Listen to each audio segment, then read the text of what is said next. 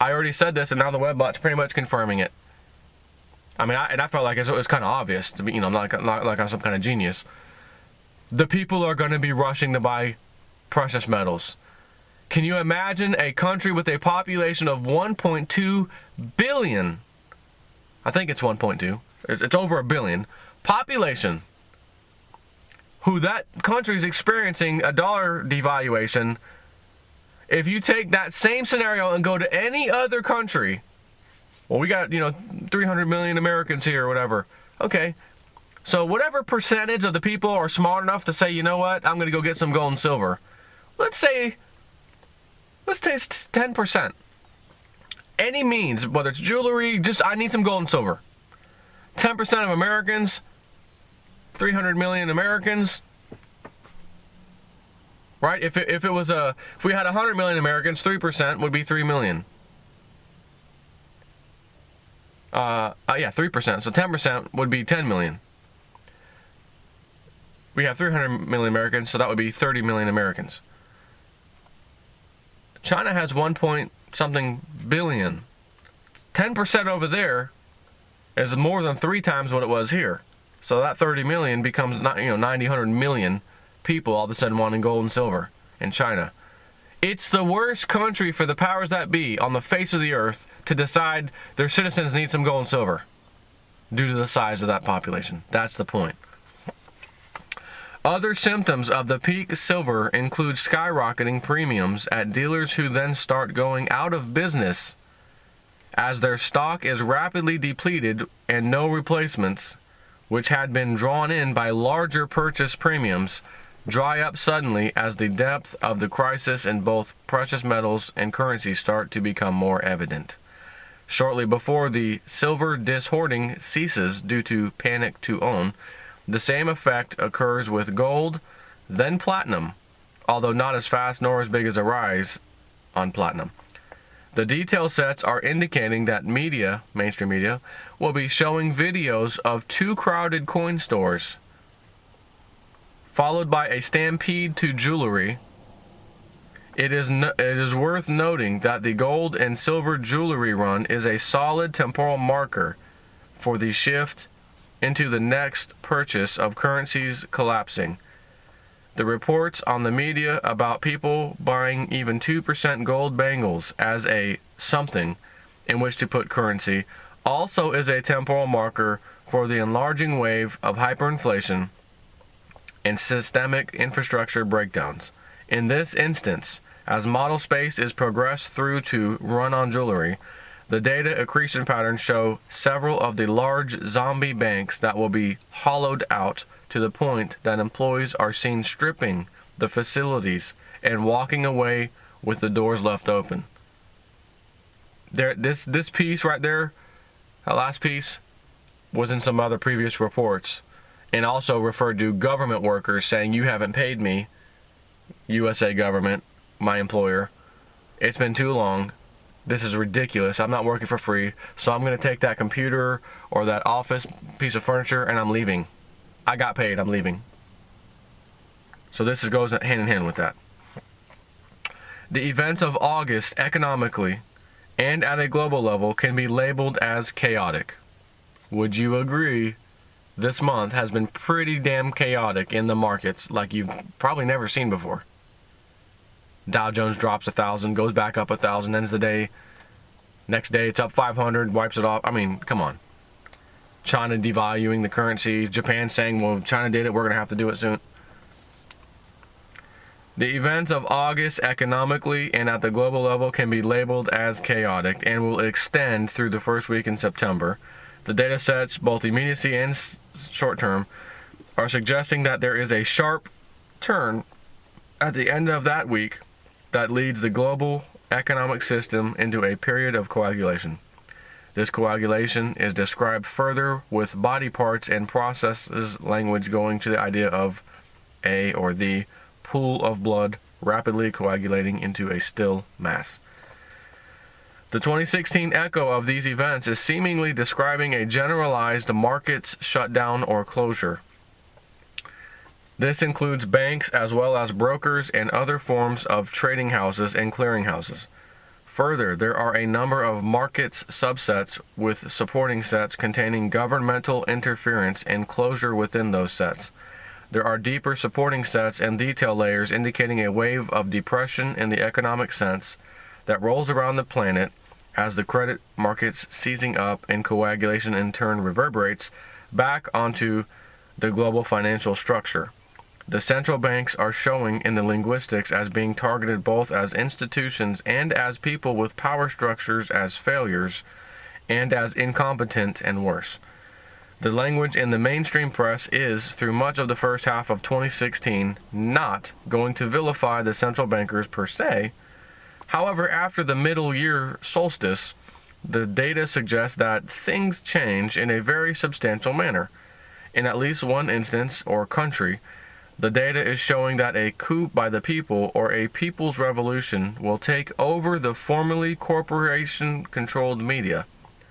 This event is showing as having been accomplished by mid-year, such that by the second half of 2016, this newly freed media will take on their former masters with such ferocity as to propel a global awakening at a new level. Boy, I'd love for that to be a USA media source, but who knows where that'll happen. Many of the western cities hit by devastating droughts and then floods will then be left high and dry by their insurance companies as those crumble under the load of claims and the inability to gain liquidity due to the conditions of the currencies and equities market at that time. Too many people will be filing claims with their insurance company. Insurance company can't make those payments because it's too many. Insurance company goes bye-bye. All the insurance money you've been paying for how many years on your house or whatever the instance is, kiss it goodbye. You paid all those years. You deserve to call and get this thing fixed up. They're out of business. Government's not bailing them out. Sorry about that. These cities then experience the flood of consequences to no funds and no credit and begin process of withering as have cities throughout civilizations of ages once their resources were depleted. The economic impact of oceanic changes forecast by the data will be greater globally than all the fraud of the last 20 years by the central banks of both USA and England combined. These oceanic changes are described as affecting the lives of all beings on the planet, whether near to the ocean or not. Weather, climate, coastal shape, sea changes, access to ports, flooded rivers. Flooded rivers raises a little red flag for me. New deltas, giant mud deposits are but a few of the supporting sets accruing during processing of this report. My little note is John Teeter. Didn't he say he lived in his timeline, he lived in Florida and he sailed up and down the coast with his father or whatever? And people asked him about life at that time, and he said something about people living in what you might call like a tree house of some type above the floor due to flooded rivers that come in, higher tides than normal, things like that. That's interesting to me. Last page. The catastrophic markets disruption supporting sets include language about the cessation of gold and silver availability from dealers. These sets are tied into long-term data that provides a glimpse of the gold/silver trading world of 2018 and beyond. As model space is moved forward from September 2015, the accretion patterns within the gold and silver subsets begins gaining extensive internal cross-links to long-term data within market's entity. These terminating long-term sets include language about barter with precious metals and trading coins for buildings and large ships. Other sets include descriptions of commercial aircraft being sold for housing and moved at the cost of 10 gold coins. Not size of the coins is not described, he says. Not USA. Most geographic references are for actually Italy. The descriptors for the precious metals social order that will emerge from the transitional period include a very wide range of valuation for the metals, and the cause of the spread appears to be entirely local conditions at the moment or point of exchange. The data sets in the entire supporting chain for the gold/silver barter economy contain sets indicating that government, primarily USA and EU, and at national levels, will wither away once the US dollar is no longer the reserve currency of the planet. This is indicated to have occurred visibly by fall of 2015, which we're entering, right? As the flood of USA bond sales hits markets for any amount offered. Second webbot hit. This just occurred with China, unloading more than $100 billion in U.S. Treasury bonds a matter of a few days ago. This report, how did it know that a month in advance? That's why I pay attention to it. This interpretation is assuming that it is the continuing Chinese stock market crash that had initiated to the process, and once begun by the Chinese, all other large holders of USA and EU bonds followed as well. Which means if China just unloaded 100 billion, get ready for some floodgates to open with other countries doing the same. The data is describing a dumping process that will include corporation debt as well as government debt being pushed onto or into the markets in absolute desperation. Within model space, there are several clusters of data supporting sets that accrue rapidly over August and into September, but that have very low visibility sums until much later in 2015. These are apparently the precursors to the flood of debt paper later in 2015 and into early 2016. In early 2016, the flood language of the paper debt bond sales goes into very large expansion, and at that time cross-links from the global pop entity terminate in areas that are explicitly referencing language about Federal Reserve dollar failure as a viable reserve. As model space is progressed further into 2016, the markets entity focus on dollar repatriation and government rollover jumps to the point of near total domination of the entity by midsummer, Northern Hemisphere, of that year. Temporal markers within both global pop and markets indicate that future historians will place the death of the dollar as global reserve currency to early 2016 based on the events of mid-year, as the dollar repatriation jumps to very high visibility, hyperinflation, and government squabbles, both state to state and state to federals. And then his outer space entity, known as Space Goats Farts. There has been a recent rise in the amount of language around the idea of alien invasion of Earth, as well as its intensity, with this context being a well-known point of mental meme manipulation by the powers that be. Such changes are reported along with details, but without confidence in their prescience. Further detail aspect attribute sets describe a group of jittery government officials who are to blab or leak, discuss the pending invasion and the latest incoming ship information in an open microphone situation that will set tongues wagging and fingers flying. The impact of the leak is subsequent denial are shown continuing for months. And he's saying I wouldn't buy it anyways. They're just doing this on purpose. The Space Goats Farts entity also contains a large number of cross-links over to the Terra entity, with termination in sets going to the idea of dramatic weather changes that will overwhelm the abilities of officialdom within hours.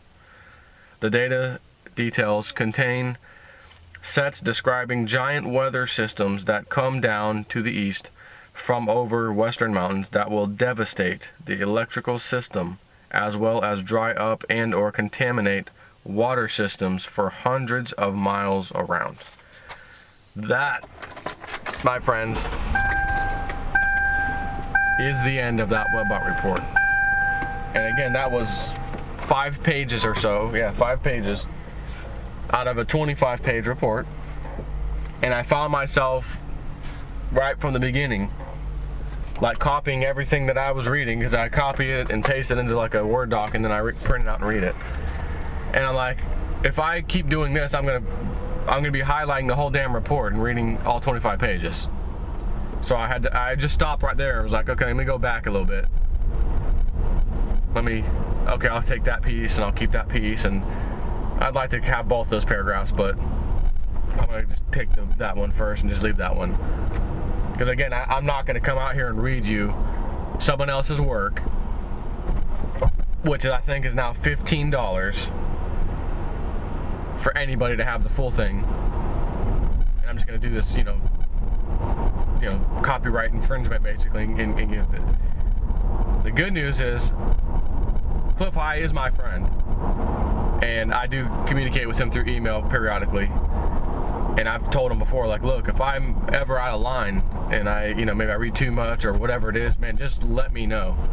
I'll take the report off, my video off, or redo it, whatever I need to do. He's like, man, don't worry about it. You're good.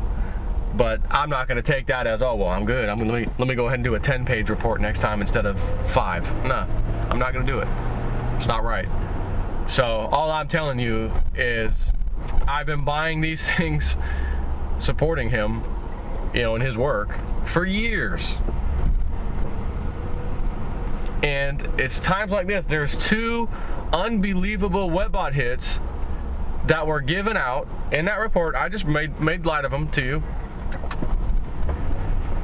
Beginning of August, which means he probably started compiling this late July and had it ready, proofread, fixed some errors, whatever he had, like he normally would expect. Okay, it's ready by August 2nd, August 3rd to be released, which I got my copy. And again, I think this was technically a end of July report that he was trying, because I remember he said he was doing 2 in the beginning. He was going to try to get 1 or 2 more out by the end of the month. And this was the one, this was it. So I think, again, he was compiling data from, the data didn't just come to him a few days before August 3rd. It's been compiled for, a month since the last report. It's been keep going. So he has to redo all that stuff again, whatever new data is in there for the last month, and then come out with a new report. It is not possible for him to get lucky on something like that and use that word explosion.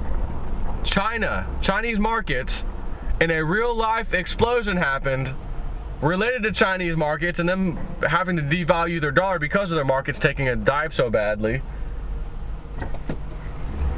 All of a sudden selling $100 billion plus in U.S. Treasury bonds, basically as a screw you guys, USA, except they said when they did it, this is just to help stabilize our markets that are failing miserably.